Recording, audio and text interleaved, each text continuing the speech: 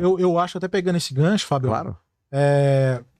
quando a pessoa começar a montar uma carteira, ela pega algumas empresas.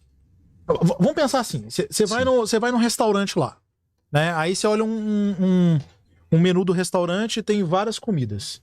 Você escolhe a melhor para você pedir. Na bolsa vai ser mais ou menos a mesma coisa. Sim. Você pega lá 450 empresas e aí você tem aquele menu que eu acho que é o bacana. Você escolhe a melhor. Você não precisa escolher a meia boca. Você não precisa escolher a terceira. Você vai escolher a primeira. Então você escolhe aquela primeira empresa que você tem mais afinidade com ela, que você gostaria de ser sócio, que a gente fala o tempo todo. Você pega a primeira, aí você fala, qual que é a segunda? Você adiciona a segunda, a terceira. Você pode montar uma carteira ali inicialmente com 10 empresas que você gostaria de ser sócio. Não quer dizer que você vai comprar. Então você monta 10 empresas que você gostaria de ser sócio. Colocou lá. A partir desse momento, você vai começar a aportar na que tem o melhor preço, né? Que está mais atrativo. O preço é sempre mandatório, né? Então o menor preço começa a aportar na primeira. Vai na primeira, vai na primeira, vai na primeira. Se esse preço teto passou da primeira, você vai para a segunda melhor. É isso. Você já tem a sua carteira do que você gostaria de montar, né? E vai montando. Eu acho que se montar essa estratégia, se criá-la desde o início, né, com essas empresas que você gostaria de ser sócio, você vai passando e sempre vai ter algo, provavelmente, para você tá aportando, né? Sim, eu acho que não E tem... uma pergunta pra vocês dois. O preço teto que vocês fazem, né, na análise do Fábio, na análise do Jean, é baseado nos dividendos, no recebimento dos dividendos? Exemplo, eu quero uma ação que ela pague no mínimo 6%.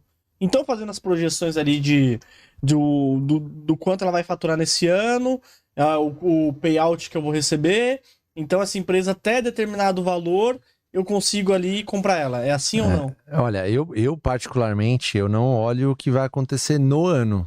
Eu costumo olhar 10 anos para trás, na verdade. Você olha mais o médio. Eu olho o médio. Você pega o médio. Eu pego geralmente o pior cenário. Então, isso é particularidade minha, né? É o que eu faço, não tem certo ou errado, né? Mas eu pego assim, pior cenário. Nos últimos tempos, pandemia, o que aconteceu com tal empresa? Ela mesmo na pandemia pagou isso. Há quanto tempo que ela tá pagando? 10, 15, 20 anos. É uma boa Cara, operadora. exatamente. Então, eu pego crise de 2008. Se dá pra você analisar, cara, e dá pra você analisar, porque tem vários históricos, porque a crise de 2008, toda a crise tem aquele fator de, pô, agora é diferente, né? Sempre. Toda. A crise de 2008 era o fim do capitalismo. Sempre. Aí chegou a crise de 2012 com a Dilma lá, agora é o fim, agora o Brasil é comunismo, agora sempre é diferente, né? Mas se você mantém os fundamentos sólidos, você vai vencer, não importa a crise, as empresas têm que prosperar, senão não tem imposto no dia seguinte para sustentar o governo, é isso.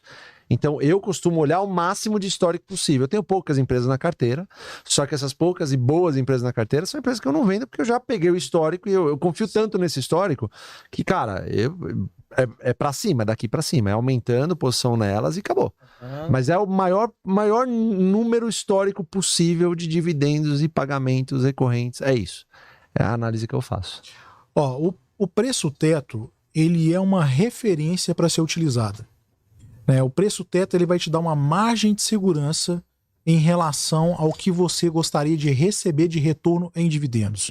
Então, imagina o seguinte, você começou agora a investir, você não tem nenhum tipo de referência.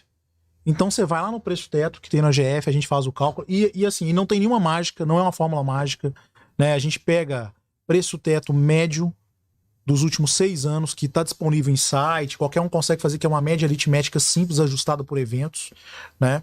O projetivo que a gente usa, aí já não está acessível para todos, porque é de plataforma paga, né? Agora, o médio está acessível para todo mundo, e o médio é muito mais conservador, igual o Fabião falou.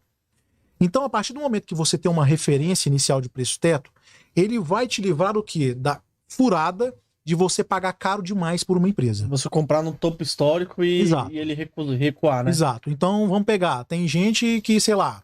Vou pegar a Klabin como exemplo que a gente estava usando aqui. Klabin tinha muita gente que estava comprando a R$6, porque achava que a empresa ia dominar o mundo, né? E R$6 foi praticamente o teto. Acho que bateu 6,20 e depois começou a cair. A gente comprou Klabin bastante na pandemia quando estava 2 e pouco. Sim. Porque ela estava abaixo do preço teto, né? Então, o que acontece? O preço teto você utiliza inicialmente como uma referência para você ter um retorno adequado, te dá uma margem de segurança.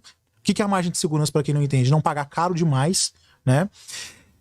E aí, à medida que você vai tendo mais experiência de mercado, você vai passando o tempo, você vai criando casca, igual o Fabião gosta de falar, você começa a criar alguns parâmetros de preço, referência de preço. Pessoais, né? Pessoais. O Exato. Bassi fala muito isso. Então, vai chegar um ponto onde eu tenho um preço teto de referência, de acordo com a minha experiência pessoal, o Fabião vai ter outro preço teto de referência e talvez você vai ter outro. Mas isso daí não é uma ancoragem de preço? É. Né? Isso Pode aí ter. sim. Porque assim, as sim. empresas são organismos vivos, né? Total. E conforme for passando hoje, vai, igual pega vocês compram Banco do Brasil bastante tempo. Vocês olham hoje, Eu paguei R$9 no Banco do impossível Brasil. comprar. Mas se você for olhar, ela pagando 10% de dividendo, é uma empresa muito atrativa pro pessoal. Isso é péssimo. Se chama memória de mercado. Memória de mercado. A gente é macaco velho já de mercado. Eu tenho 19 anos de bolsa, o Jean também, por aí. Então, assim, quando a gente olha aí, por exemplo, eu começar a comprar Banco do Brasil na pandemia, foi uma luta comigo mesmo. Porque Na pandemia. Na pandemia. Quando ela caiu muito. Porque o meu preço teto para Banco do Brasil pessoal era R$20. E a danada ficava lá nos 25, 28, 25, 28, 25. Só que com lucro muito maior, com valor patrimonial muito maior. Eu custei abrir a sessão de R$1. Eu lembro. É fogo, mas Você tem razão. acontece, é verdade. coragem, É né? ruim, é ruim. É uma Às vezes é coragem. ruim, às vezes te salva, na verdade. Não é que todo ruim, não. Às vezes, assim, você acaba abrindo alguma exceção, porque teve uma mudança na empresa, a perspectiva é diferente. Então você precisa ter esse ajuste e ter um discernimento, que também é uma malícia, Sim. você ter essa flexibilidade. Sim. Mas, ao mesmo tempo, aquela ancoragem de mercado que você tinha de um preço muito baixo, se batesse, por exemplo, o Banco do Brasil a R$20, você sabe que aquilo lá é uma oportunidade que É para talvez seja comprar, única. exato, é para se Né? enfiar de cabeça, exatamente. Nesse caso, eu tive que aumentar um pouquinho aí devido ao que estava acontecendo no banco há um bom tempo já, né? Mas, cara, eu acho que memória de mercado não faz mal a ninguém, Não né? faço. Faz mal a ninguém. Então, por isso que é bom você ter estrada na Bolsa de Valores. Tem gente que tem pra um você saber, ano... né, o que a empresa trilhou. Sei e lá, o cara tal, tá um ano, oportunidade. 3 vezes na bolsa, falando, sei lá, tô com medo de Klabin porque tá caindo, tô com medo de Banco do Brasil. Não é que você tá com medo, é que você não tem rodagem ainda na bolsa, você não entendeu como funciona ainda. As empresas caem mesmo, elas sobem também, mas o dividendo geralmente costuma ser pago em função do lucro, que não depende muito de queda ou de alta. Inclusive, você consegue mais lucro ainda, mais dividendo ainda com ela em queda. Então, assim, são coisas que você vai adquirindo com o passar dos anos.